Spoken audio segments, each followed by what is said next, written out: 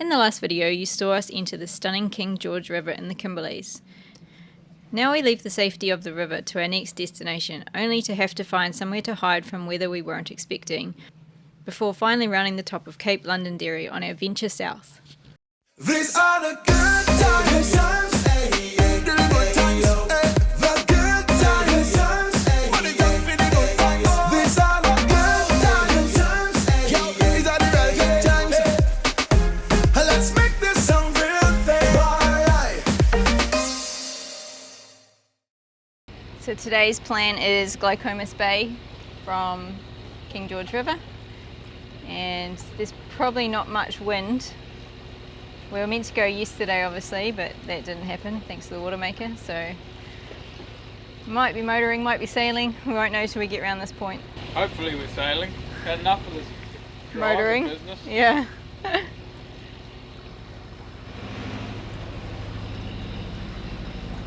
It's quite a striking contrast to what this bay looked like when we first went in.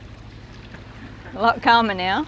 Look how flat that is. We were getting smashed when we came through here. It did not look nice and calm and safe like it does right now, crossing the bar, which we're crossing right at this minute. Can't really tell, but it's quite shallow here. Following our little squiggles that we had to go in. 3.8, not too bad. Not too bad for us. Luckily we don't need too much water. Made it? Made it. Made it. 2 meters. Was that the shallowest we got? Yeah, which is actually 2.8 on ours. We've got 800 mil more. We haven't quite worked out what the depth below the keel is yet, but we need somewhere where I can get in the water and measure it. And I ain't getting in the water around here. Not with the crocodiles. Oh, we only saw one though, and Chris was dangling his arms in the water cleaning the bulbous bow. Oh yeah. Just risking his life. Apparently. We just got passed by a couple of tenders full of people.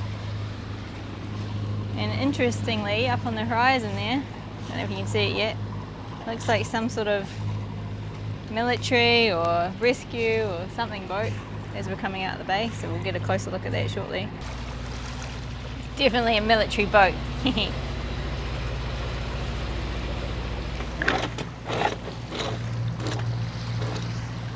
him back in the centre.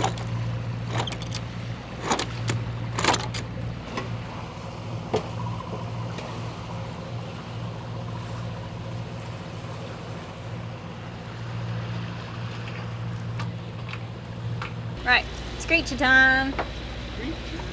We've only got 7 knots of wind, but we'll give it a go. It is the light wind sail.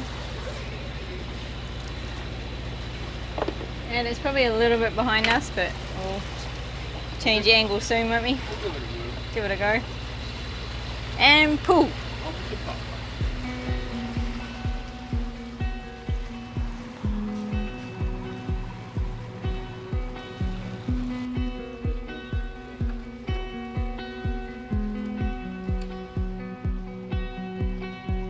I don't know what's up ahead. We're far along. Definitely not easy, and I don't know why. The furler. Furler's quite sticky, eh? Both of them are, yeah. Heave! Ho! Huge. Heave! Done? Yep. Got any wind? No, What are we doing? We've still got Now the just engines got on. to try and trim it. Oh, we've got 10 knots of wind. It's just a bit behind us. We're about to go past this boat. Back Since there. Chris tells you I'm obsessed with Navy boats, or Army boats, or whatever the hell they are.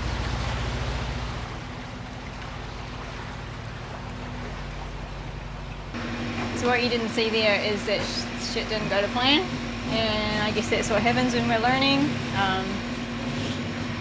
The screecher started billowing and the main got stuck and shit went pear-shaped pretty fast right in front of the military boat, so they all got to watch us fuck up. So yeah, anyway, we're just fixing it now. And Crisscross the rest of the day goes better. Hate relationship with my mainsail. Every time that thing goes up, something catches, gets in the way. What happened? It got stuck around the step. Fucks The me bum over, step. and I'm already knackered trying to wind it up anyway. Yeah. Yeah, well, you basically just did it twice now. And then we had to change the screecher side as well. So, right in the middle, the wind changed and blew the mainsail across. That's happened to us a few times. It never goes Just down out well. of control, man. Are we going to sail? Oh, yes. Goodbye, noisy engines. 30 knots of wind, that will do. We're going to give it a crack. What are we anyway. doing? 6 knots. 6 knots of wind. Sails out. Oh, it feels like we're moving quite fast. It's good. It's good, it's good. Not too rolly out here. I'll show you the end result that is now on this side of the boat. Oh, this is changing the traveller off me.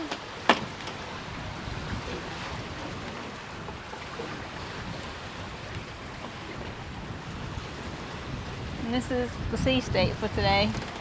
Nice and calm, which I like. Not like when we arrived, that wasn't fun. Past our Chinese laundry, go past the laundry. Probably shouldn't call it a Chinese laundry.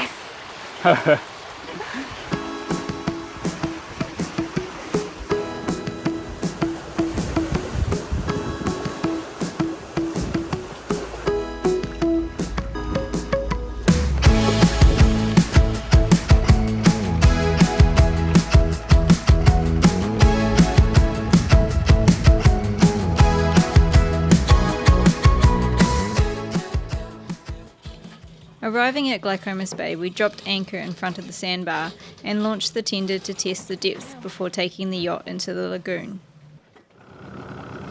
Okay, so we've just launched Kokomo, a little high-field tender, and the reason is because we don't know the depth around here. There's a lot of markers saying it's pretty shallow.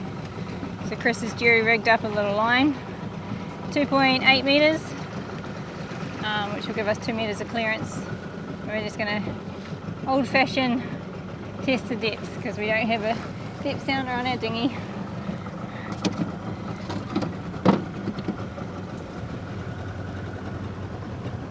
First stab, 2 metres, which isn't very deep. Roughly. We're hoping more for like 2.8, aren't we? Well, that'd be a bit nicer. We thought this bay was going to be sheltered, but it's pretty rolly. Fucking bullshit, man. We get fucked over every time. I know, everyone's, oh wow. Oh, these bays are so sheltered, yeah, go there. Fucking bullshit. Seems We like go maybe there. we just got the wrong wind every time. Because we got slammed at, Well, at we picked a wind that was supposed to be coming the right over from there. And where's it coming from? there. That's coming from almost there. 2.8 there. So there's a bar obviously over there somewhere.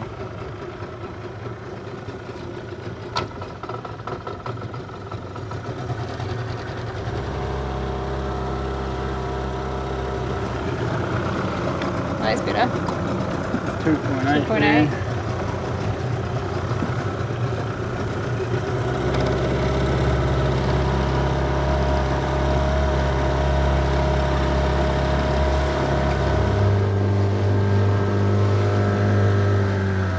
There's a big dirty patch there. Can you see it? Yeah. In the middle.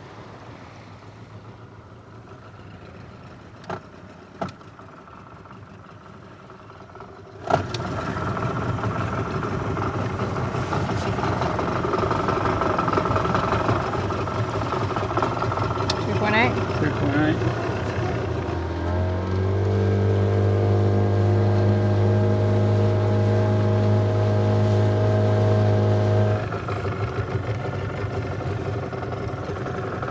Shallow here.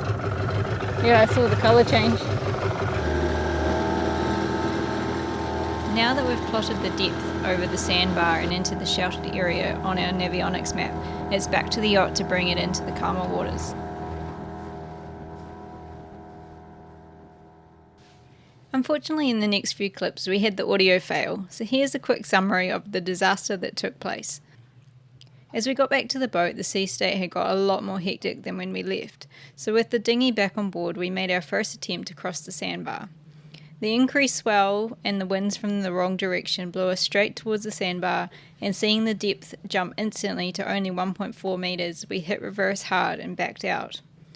Attempt 2 we tried from a different angle, but again the depth vanished rapidly beneath us and we bailed out once again. Looking around the bay with a wind angle that wasn't in the forecast, we realised we had nowhere to hide from some nasty weather that was coming. Oh, and to top it off, we were also stalked by a crocodile coming back to the boat in the tender, so we decided this wasn't the place for us to stay. What I gotta do, I just break the rules like that. Maybe I'm just cool like that. Staying focused, don't sidetrack. Always when I don't come last. I'll never go less than 100%. I'll just keep waiting while you're catching your breath. I'm only living if it's close to the edge. So come and dive into the deep end, 'cause the best is yet to come. I'm like a soul you can't get out of your head. Arriving at Seahorse Bay, appropriately named due to the shape of the land when looking from above, this bay was to become our shelter for a big front that came through and saw us stuck here on our own in 25 to 30 knot winds for 7 days straight. We initially anchored a little close to the shore, and the first night dragged anchor in the middle of the night towards the rocks, meaning we had to reset it again in the dark. With the occasional lull in the wind, we managed to go ashore once or twice to enjoy a fire and a walk, but we certainly did not plan on staying here for so long.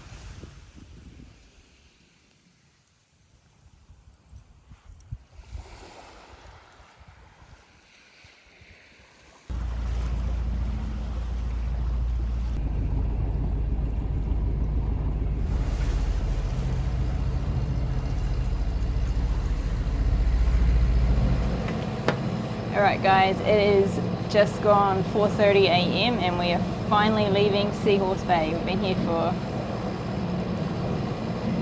for over a week, well actually a week today. We arrived to take shelter for some bad weather when we tried to get towards the Cape last week. Yeah, finally away.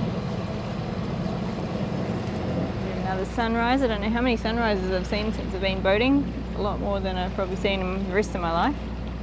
Used to be a late riser, late go to bed, but this lifestyle seems to have us in bed pretty early and up pretty early.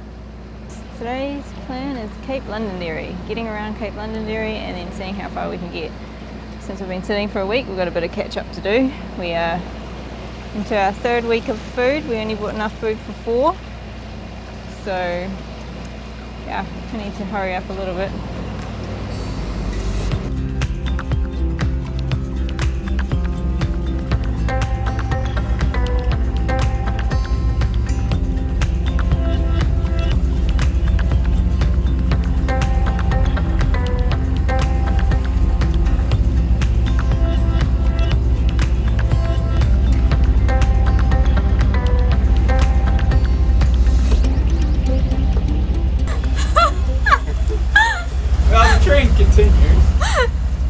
Just lost the end of my broom! It just went kaplop! That's bad, because that's littering. Oh, you lit it in the ocean. Not in the ocean. Gave him a wooden brush. Wasn't even a wooden one. Oh, was it? Wood? No, Yeah, it was wood. He was trying to get the boat scum off because we've been parked for so long that we turned into a reef. We had fishes living under us, we had growth off the side of the thing, and he was just leaning over trying to wash it, and he lost the end of the broom. So now we've got an extra pole on board. No broom. Was that our only broom? Oh, there's An indoor one. a washing broom. No, that was the indoor. Oh, shit. But now we've got a good excuse for the floor being dirty. As we approach the top of Cape Londonderry, the wind angle has changed, so it's time to take down the sails. Cape Londonderry has many tales of horrible passages, with large confused swells and currents dragging you to where you don't want to go, which is why we waited a week at Seahorse Bay for the calmest spot we could find to go around. Even in this calm state, you can see the crazy patterns being formed in the middle of nowhere by the clashing tidal currents.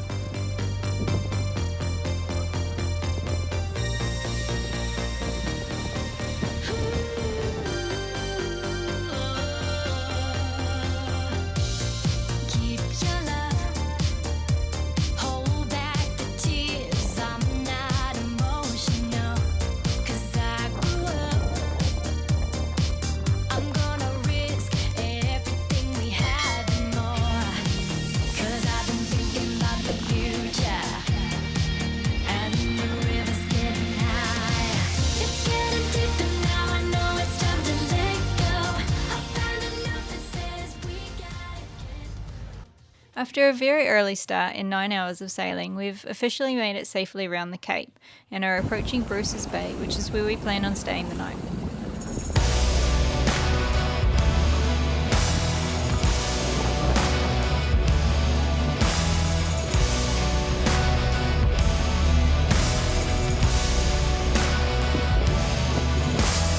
Fate told me, standing by the river like a prophecy. Your enemies will try to drag you down. Keep the faith, brother. Join us next time as we find more breathtaking locations in the Kimberleys. Chris learns to splice on the go and we get visited from some very uninvited guests. Open the door. But life could never drag you down. The wheels keep turning. Your time is coming around.